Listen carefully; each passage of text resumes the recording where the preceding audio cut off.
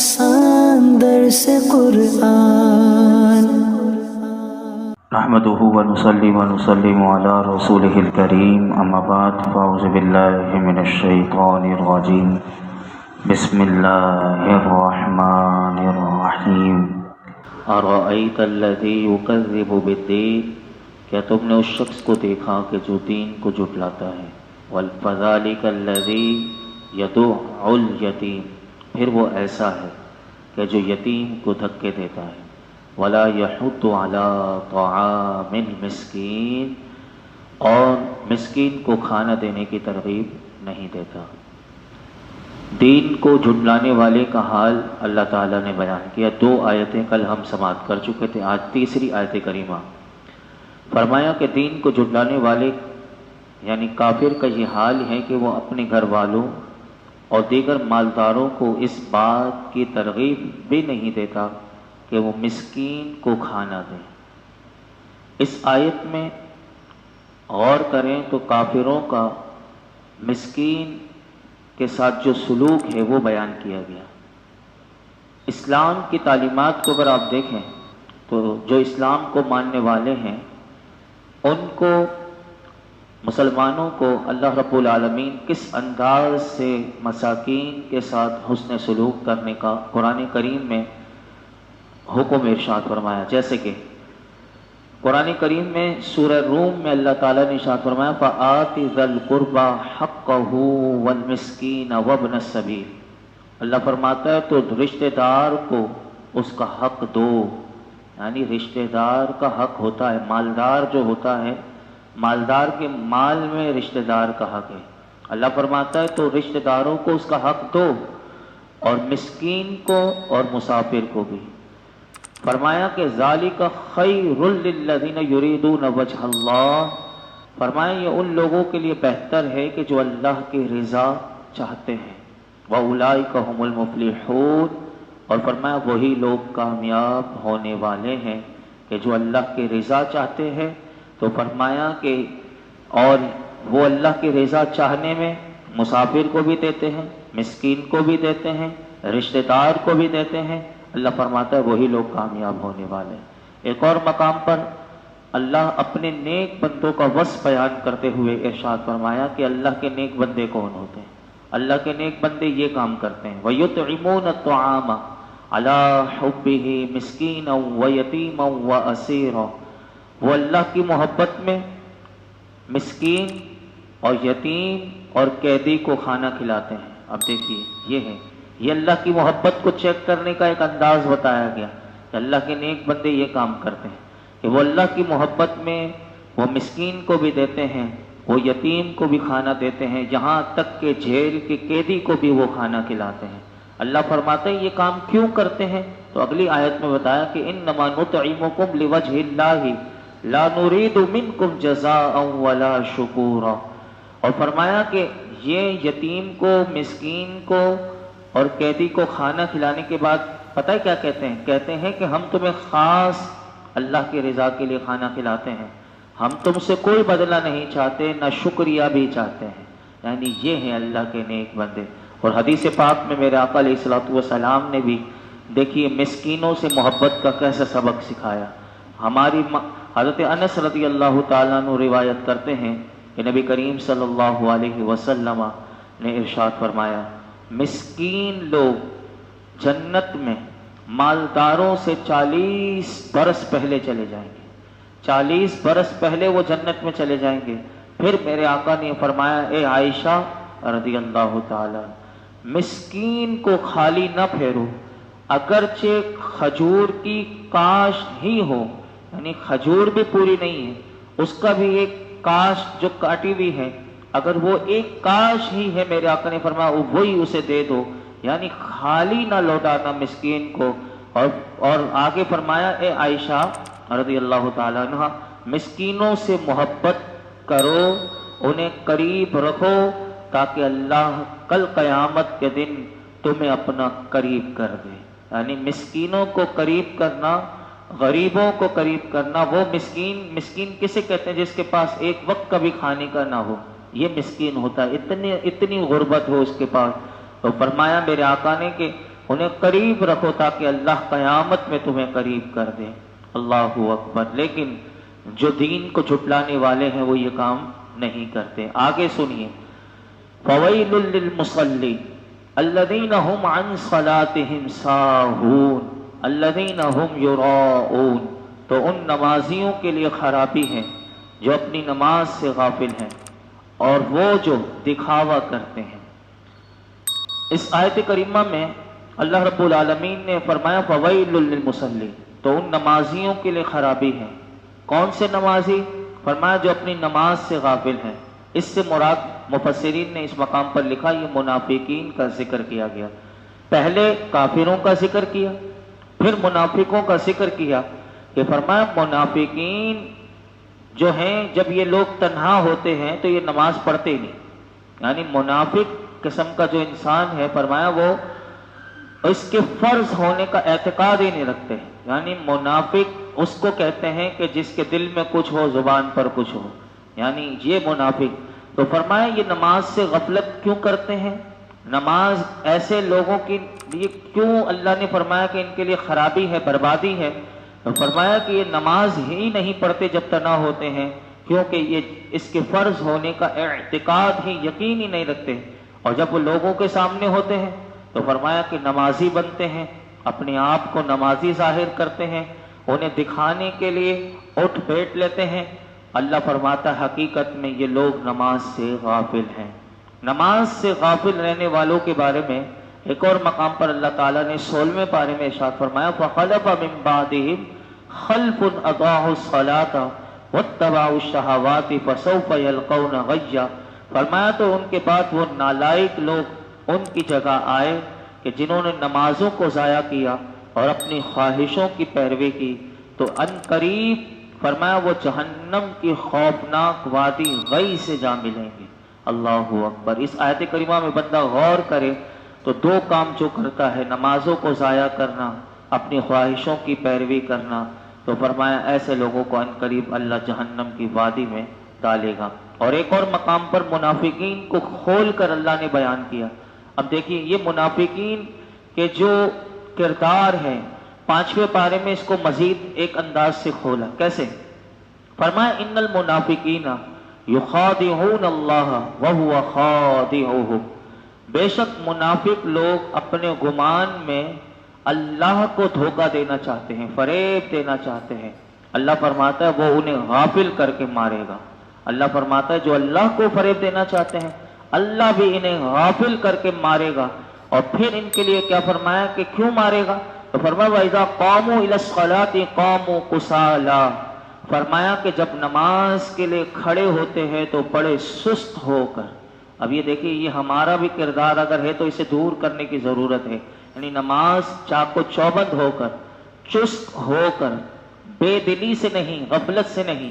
فرمایا منافق جب نماز کے لیے کھڑے ہوتے ہیں تو فرمایا کہ وہ بڑے سست ہو کر، اور فرمایا یراؤون الناس، لوگوں کے سامنے ریاکاری کرتے ہوئے کھڑے ہوتے ہیں، ولا یذکرون اللہ الا قلیلا، اور فرمایا اللہ کو بہت تھوڑا یاد کرتے ہیں، اللہ کو کم یاد کرتے ہیں، تو اللہ کو زیادہ یاد کرنا چاہیے۔ منافق فرمایا اللہ کو کم یاد کرتے ہیں، اور فرمایا مذبذبین بین ذالک، درمیان میں ٹکمگا رہے ہیں، لا الہ ہؤلاء ولا الہ ہؤلاء، فرمایا کہ نہ ان کی طرف ہے نہ ان کی طرف، اور فرمایا وَمَن يُضْلِلِ اللَّهُ فَلَن تَجِدَ لَهُ سَبِيلًا، اور فرمایا جسے اللہ گمراہ کرے تو پھر فرمایا تم اس کے لیے کوئی راستہ نہ پاؤ گے۔ یاد رکھیے گا کہ نماز سے غفلت کرنے، یعنی نماز کبھی پڑھ لینے کبھی چھوڑ دینے سے بھی بچنا چاہیے۔ یہ آیت کریمہ یہ پیغام دے رہی ہے کہ جب دل ہوا تو پڑھ لیا، جب دل نہ ہوا تو نہ پڑھا، یہ عمل نہیں کرنا چاہیے۔ دوسری بات یہ کیوں نہیں کرنا چاہیے؟ کیونکہ یہ خاص منافقوں کا وصف ہے۔ اسی طرح نماز میں غفلت کرنا، یہ کیا ہوتا ہے؟ نماز میں غفلت کے دوران یعنی دیگر کاموں کے بارے میں سوچ بچار کرنے لگا، نماز پڑھنے آیا لیکن جان بوجھ کر اب وہ دیگر کاموں میں لگ رہا ہے، اپنی سوچ کو نماز میں نہیں لگا رہا، دیگر کاموں میں لگا رہا ہے۔ اسی طرح شیطان کے وسوسے نماز میں آ رہا ہے، اس کو قبول کر رہا ہے، لیکن اس سے بچے تو بچ سکتا ہے کہ وہ توجہ اپنی نماز کی طرف کرے تو اس کی نماز میں اس کا دل لگ جائے گا۔ اور اسی طرح فرمایا کہ الذین ہم عن صلاتہم ساہون، کہ فرمایا جو اپنی نماز سے غافل ہیں۔ نماز سے غفلت کی چند صورتیں اور بھی مفسرین کرام نے لکھی، وہ کیسے؟ نماز سے غافل ہونے کی چند صورتیں یہ لکھی کہ جیسے پابندی سے نہ پڑھنا، جیسے کئی لوگ ہیں جو 3 پڑھتے ہیں، کوئی 4 پڑھتا ہے، کوئی 2 پڑھتا ہے، کوئی کاروبار میں اگر نوکری کرتا ہے تو پوری پڑھے گا 4 نمازیں، لیکن فجر اور عشاء نہیں پڑھے گا۔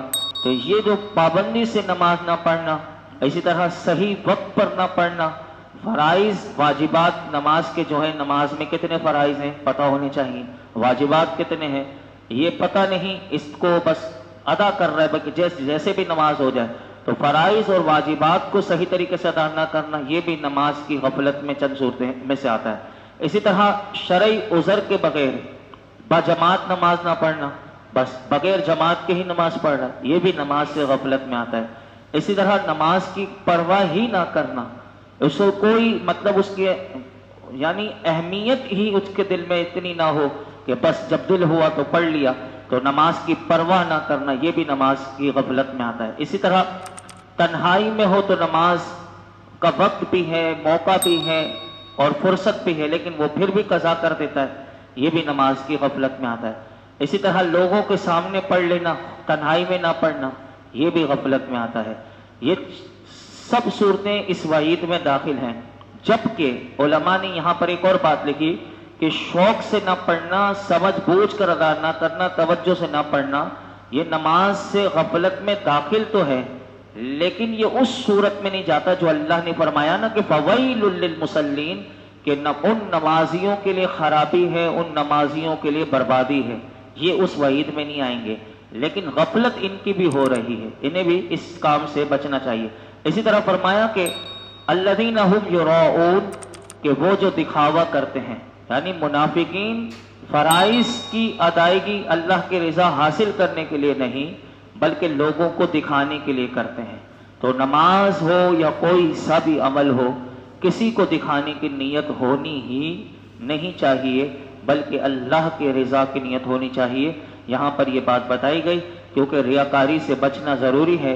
ریاکاری کی تعریف یاد رکھیے کہ ریاکاری کی تعریف یہ ہے کہ اپنے عمل کو، کوئی سا بھی عمل ہو، اپنے عمل کو اس ارادے سے ظاہر کرنا کہ لوگ اسے دیکھ کر اس کی عبادت گزاری کی، اس کے نیک کام کی، اس کے اچھے کام کی تعریف کریں، یہ ریاکاری ہے۔ یہ آسان ڈیفینیشن ہے کہ اپنے عمل کو اس ارادے سے ظاہر کرنا، لوگوں کو دکھانا کہ لوگ میری تعریف کرتے ہیں اور عبادت، یہ اچھے کام کرنے والا ہے، یہ عبادت گزار ہے، بس یہ جو ذہن میں آگے یہ ریاکاری میں ہے۔ اور ریاکاری کے بارے میں بہت حدیثیں ہیں، میں 2 عرض کر کے یہ بات سمیٹتا ہوں، وقت مکمل ہو رہا ہے۔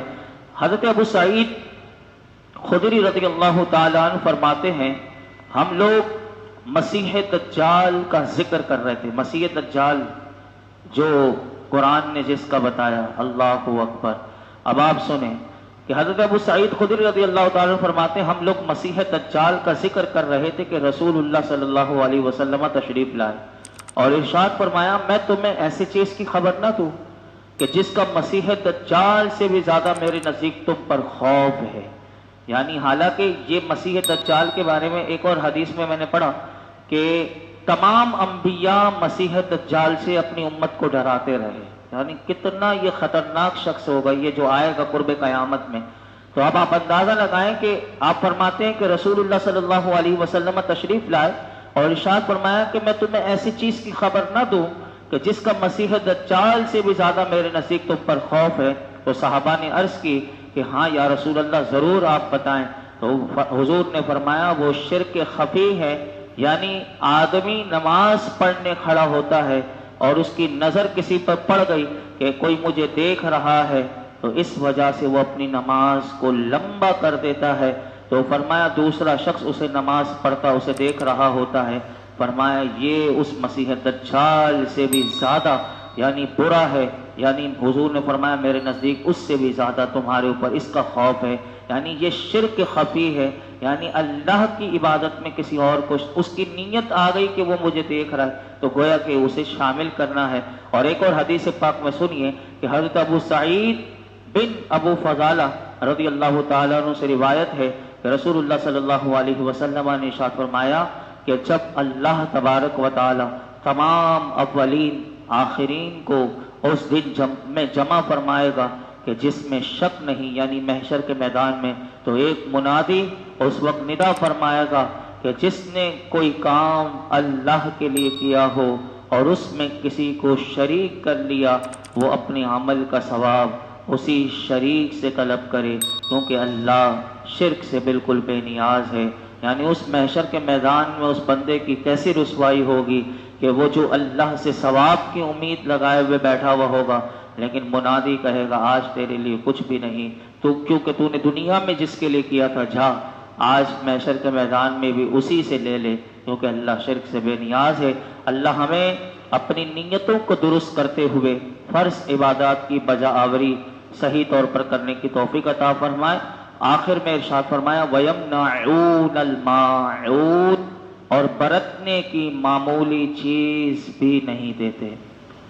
اس سے پہلے والی آیات فویل للمصلین سے لے کر 3 آیات آپ نے سماعت کی، منافقین کا خالق کے ساتھ جو معاملہ تھا وہ بیان کیا، اور آخری آیت میں منافقین کا مخلوق کے ساتھ جو رویہ ہے وہ اللہ نے بیان کیا، اس کا طرز عمل بیان کیا۔ فرمایا ان منافقین کا حال یہ ہے کہ اگر ان سے برتنے کی کوئی معمولی چیز جیسے سوئی ہے، ہنڈیا ہے، پیالہ ہے، اگر منافق سے مانگو تو بخل کرتے ہوئے وہ بھی نہیں دیتے۔ آج بھی ایسے پڑوسی ہوتے ہیں، سوئی مانگ لیں نہیں ہے ہمارے پاس، وہ ڈانٹ دیتے ہیں۔ اسی طرح کوئی پیالہ مانگ لے، ہمارے گھر مہمان آ گئے تو ڈانٹ دیتے ہیں، اور وہ عجیب اس کو برا سمجھتے ہیں، کیوں مانگنے آ گیا، حالانکہ یہ منافقین کا طرز عمل ہے۔ آئیے میں آپ کے سامنے رکھتا ہوں۔